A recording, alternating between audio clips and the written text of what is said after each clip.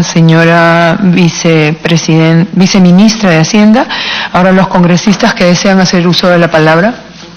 Congresista Quintanilla tiene el uso de la palabra.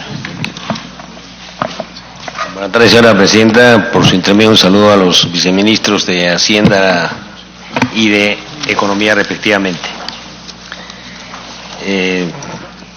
Una observación, sin molestar a la señora presidenta, que creo que la bancada mayoritaria ha abandonado esta sesión. Sería bueno un poco ver una fórmula en que en el futuro tuviéramos la mayoría, excepto el congresista Vergara, que se ha pasado al otro lado. No sé si ese anuncio de cambio de bancada, pero en fin.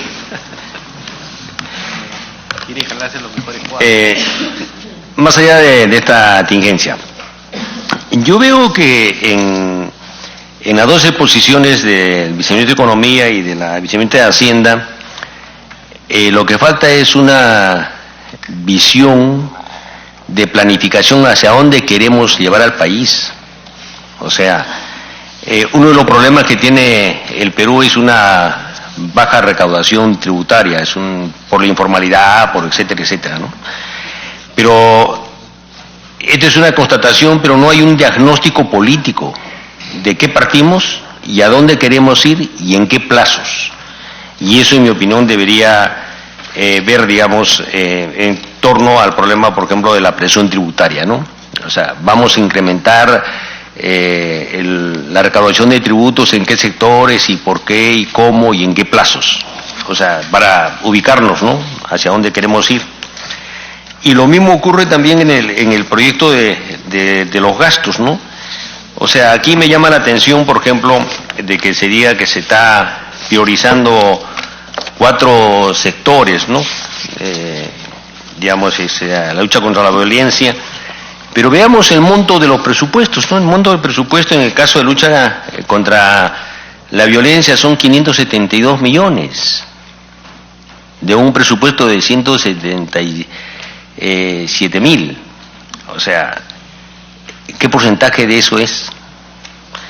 El friaje en las heladas sube de 200 a 480, pero en el porcentaje, ¿qué? O sea, estamos priorizando, pues, puedo equivocarme, no he tenido el tiempo de hacer un análisis, y si me equivoco en la apreciación, le pido las disculpas adelantadas y le agradecería que me corrija. Lo mismo también, digamos, en la reforma de justicia, ¿no? Estamos priorizando, pero estamos priorizando en el punto marginal del presupuesto. Yo creo, digamos, que aquí lo que falta es una visión en la cual nos diga de qué partimos y a dónde caminamos y qué queremos hacer en qué plazos. O sea, falta planificación.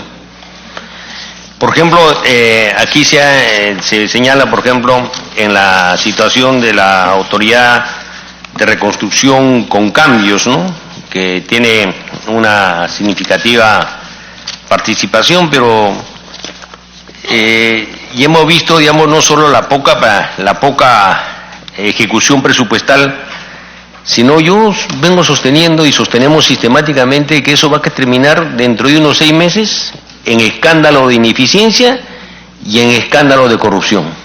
Por 2 razones. No hay planificación.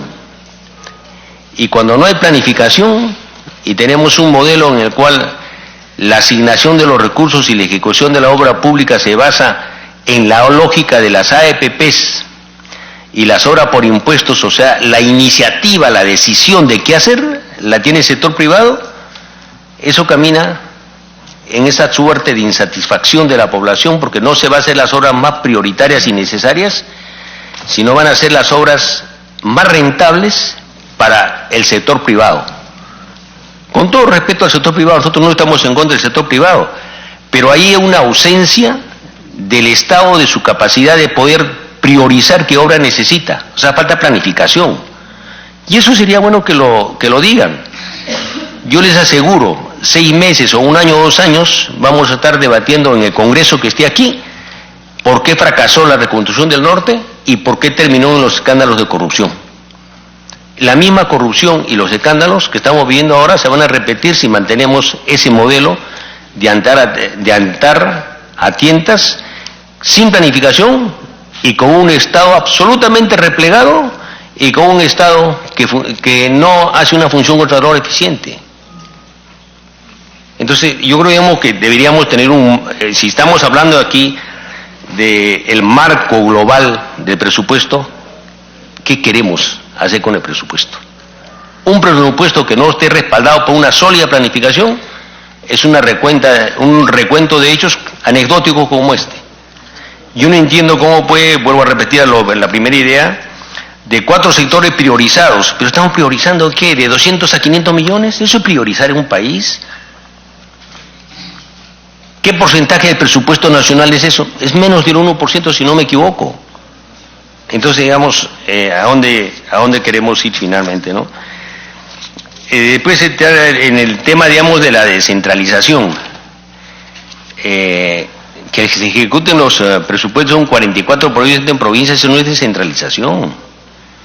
La descentralización es un criterio, debe ser un criterio estrictamente político. ¿Quién decide qué obras se hacen y en qué momento? Y no hay descentralización, porque como ya se ha visto con la presencia del ministro en delante, ya han sugerido aquí varios, entre ellos el congresista Edu Vergara, el congresista Cleito Graván, los gobiernos llamados subnacionales tienen que venir en peregrinaje a Lima a tramitar su presupuesto, su desembolso. ¿Quién decide? Decide el MEP, decide el gobierno nacional, decide en forma centralizada. No hay descentralización. Y tomemos posición sobre eso. ¿Los gobiernos regionales son corruptos, igual que los municipales son corruptos? ¿O es el Estado en su conjunto que es corrupto? Y ahí debía haber un criterio realmente de cómo combatir la corrupción. Y ahí debería decirse, este año se va a priorizar el presupuesto para la función contralora del Estado, la Contraloría, porque queremos hacer más eficiente el Estado y queremos evitar la corrupción. Y ahí también debería decirse si es que se va a incrementar o no al Ministerio Público y al Poder Judicial en la persecución de la corrupción. Bueno, el otro tema que también ya lo señalé en varias oportunidades es este tema de la forma de contratación del Estado. ¿Cómo contrata el Estado la obra pública con el sector privado? No es en base a unos procesos de concurso, de licitación, en la cual los estudios definitivos siguen en manos de quien gane y no se multiplican en 200, 300, 400, 500% el presupuesto inicial y termina con adenda tras adendas y que terminan en ¿qué? Corrupción y más corrupción. Y sobre eso no decimos nada. Esos son criterios políticos que debían explicarnos aquí. ¿Cómo se va a hacer el gasto público de aquí a futuro? ¿Y cómo vamos a combatir estas ineficiencias y esta corrupción que hay? Yo creo, digamos, que siendo la primera reunión que se presenta el ministro y los viceministros deberían darnos esos criterios, ¿no? El resto, digamos, de relatarnos cómo se distribuye porcentualmente, qué priorizamos y que en mi opinión son absolutamente cuestiones marginales y decorativas y anecdóticas, no nos sirve mucho. Nosotros sí proponemos otra forma de manejar el presupuesto. Nosotros sí queremos que el Estado planifique el desarrollo de la economía nacional. Nosotros sí queremos que el Estado tenga una función contralora real y eficiente del manejo de los dineros del Estado. Nosotros sí queremos que el Poder Judicial y el Ministerio Público tengan la capacidad de perseguir realmente a quienes delincan en el uso de los dineros del Estado en forma delictiva y en forma dolosa. Eso queremos. Y nosotros que tenemos, por consiguiente, otra visión del manejo. Nosotros quisiéramos que nos den esas respuestas, que nos fijen en cuáles los objetivos para combatir la corrupción y qué mecanismos se van a hacer para combatir la corrupción. La política finalmente, y ustedes no son técnicos, son políticos, porque si son técnicos y no políticos, estamos absolutamente mal. Quien maneja los recursos del Estado, quien maneja la política, son políticos. No van a decir aquí que nosotros no sabemos ese lado político. Somos políticos y ustedes también son políticos. Entonces, señora Presidenta, yo planteo, digamos, que estas intervenciones y estas exposiciones me parecen insuficientes. Yo pediría que tomen posición respecto del marco, cómo se va a manejar la economía, cómo vamos a hacer, si es necesaria o no la planificación, cómo vamos a hacer o no, si es necesario fortalecer la función controladora del Estado, cómo vamos a fortalecer o no el equilibrio de poderes, dándole instrumentos a quienes tienen el encargo de dirimir los conflictos y perseguir los delitos, como es el Ministerio Público y el Poder Judicial, vamos a hacer con ellos. Si no, vamos a tener dentro de un par de años lo mismo de siempre, discutir por qué se fracasó los proyectos de reconstrucción y por qué se tiñeron de actos de corrupción. Creo yo que yo entiendo, por eso digo con todo respeto, puedo equivocarme, eso es lo que debíamos discutir al inicio de este debate del presupuesto. Gracias. Gracias, congresista Quintanilla. Tiene la palabra el congresista Rogelio Tucto. Muchas gracias, presidente. Lo que el congresista Quintanilla me pareció que trata de decir, cuando ahí la Torre decía en los años 30 que los gobiernos siempre confunden economía política con política económica. Y confundía porque hacer empréstitos, inversión, contratos con empresas privadas, concesiones, eso era hacer economía para el país. Pero lo que el país necesita es una política económica clara, que tenga la claridad en el país a qué sectores se va a beneficiar con este presupuesto, por ejemplo, ¿no? Pero sin embargo, lo que se ha criticado en un tiempo es al CEPLAN, que el CEPLAN no tiene peso, y el CEPLAN es el Centro de Planificación Nacional, donde se diseña y se diseña pues la visión del país a mediano, corto y largo plazo, ¿no? Pero todo ese CEPLAN, yo pienso que lo que dijo el congresista Quintanilla estaría centrado en ese plan, es decir, y el ministro de Economía y el sector de Economía debiera ejecutar al pie de la letra lo que ese plan está planificado, ¿no? Es decir, la planificación del país. Pero se ha llevado, se dice que finalmente el CEPLAN está por gusto, ¿no? Economía es el CEPLAN, economía, y porque es la que toma decisiones, tiene el mayor peso en los sectores. O sea, hablar con economía, ¿para qué vamos a hablar con vivienda, con transporte, con salud? Economía es la que toma decisiones y finalmente estamos en un país pragmático. No se planifica la economía, no hay una política económica clara. Y en el fondo, de repente lo haya, pero está preferentemente a beneficiar a los poderes económicos, a las grandes empresas, ¿no? Y nosotros como congresistas del Frente Amplio siempre estamos tratando de velar pues por la clase más desposeída, por los pobres del país, por los campesinos, por los maestros. Y en ese sentido, presidenta, yo quisiera, bueno, es grande la discusión, en realidad se puede hablar de muchas cosas, y preguntarle a la ministra, a la viceministra de Hacienda, si con esa implementación del plan de competitividad que está en curso, se pretende reducir los gastos corrientes en el país, porque hablan de reducir los sobrecostos en materia laboral. Y si fuera así, entonces obviamente que yo también soy de profesión ingeniero y obviamente no me gusta escuchar que pues cada año se incrementan los gastos corrientes en el país. Obviamente el gasto de inversión, si bien cierto ha crecido comparando con el año pasado, pero mira, ¿no?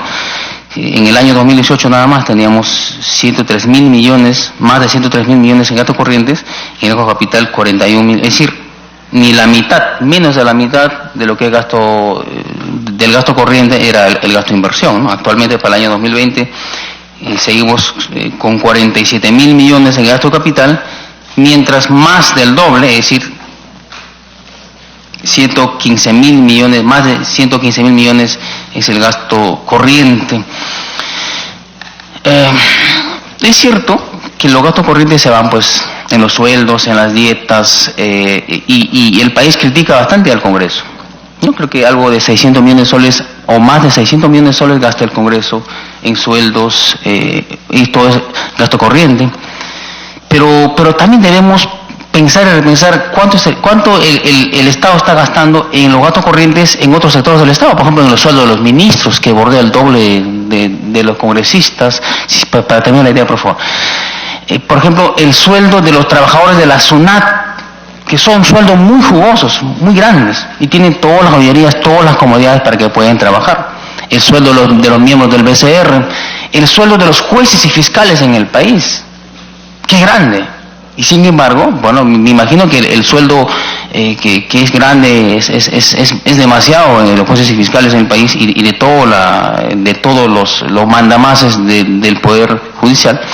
Se ha hecho pues para evitar la corrupción y para que tengan la máxima objetividad a la hora de llevar a cabo la administración de justicia, pero en la práctica no se toma así. Y los sueldos de los trabajadores de SEDAPAL, los directivos, los miembros de Petroperú, por ejemplo, etcétera, etcétera, ¿no? Entonces hay más las consultorías que tanto se han criticado, entonces es un gasto corriente considerable que se está gastando en el país. Y la pregunta es, en todo caso la pregunta es eso, ¿es un gasto considerable, es grande que se va en sueldos en el país, o a dónde se van los gastos corrientes en el país? Quisiera dar una interrupción al colega, por favor. Con todo gusto tiene la interrupción el congresista Castro Grandes. Gracias, congresista Tucto. Justamente relacionado al tema de los gastos corrientes, y cuando el congresista Tucto habla de los sueldos, hay otro tema en el tema de gastos corrientes que está relacionado al alquiler de inmuebles. Y se puede percibir, por poner un ejemplo, en el Ministerio de Ambiente, yo no sé por qué tienen que escoger oficinas en zonas donde realmente el alquiler son bastante elevados, y eso no solamente es el alquiler, sino trae el agua, la luz, todo es más caro en esa zona. ¿Y por qué no se reglamenta, o se hace un reglamento justamente para que cuando se haga este tipo de gastos, no existan sumas exorbitantes en el alquiler? Ha habido evidencias de que se han alquilado oficinas hasta por 17 millones por los 3 años, en el caso del Ministerio de Ambiente. Cuando uno acude a estos inmuebles, que muchas veces atiende al público y mucha gente o autoridades, estas autoridades vienen de provincias, hasta es complicado trasladarse a estas zonas. Entonces, estos son gastos de verdad superfluos que elevan enormemente. Y le repito, hablar de un alquiler de 17 millones, por ejemplo, para en este caso el Ministerio de Ambiente, cuando podría encontrar otras alternativas. Solo eso. Gracias, congresista Tucto. Para que termine, congresista Tucto. Muchas gracias. Bueno, en fin, ¿no?